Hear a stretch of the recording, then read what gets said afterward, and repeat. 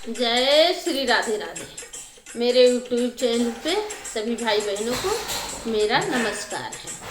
आइए लड़की के तिलक चढ़ाने जाते समय का एक अच्छा सा विवाह गीत सुनते हैं। अच्छा लगे तो लाइक कीजिए, सब्सक्राइब कीजिए। जय।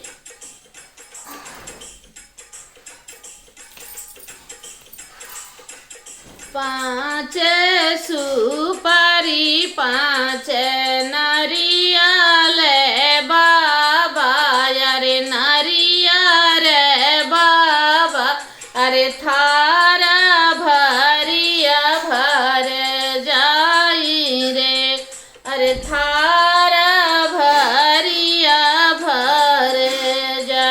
एतना ही लैके उठे बापवा कावने रामा, बापवा कावने राम।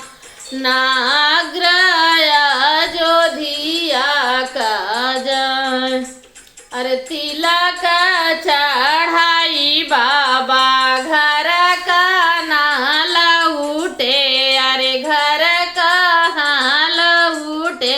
अरे बेटी देवढ़िया के ठाड़ काऊ देखी मोरे बाबा तिलक चढ़ाया, अरे तिलक चढ़ा। काऊ देखी मोरे बाबा दाए जदीन, अरे दाए जदीन।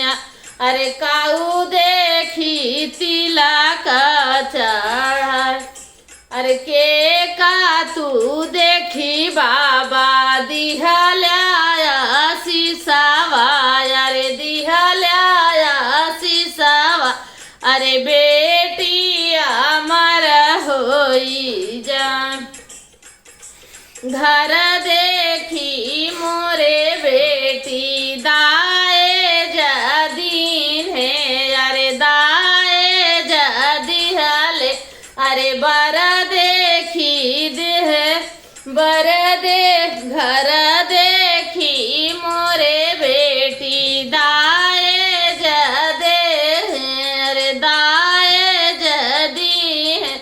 अरे बर देखी तिलक चढ़ा, अरे तोहाई का देखी बेटी दिहले आशीषावा, अरे दिहले आशीषावा।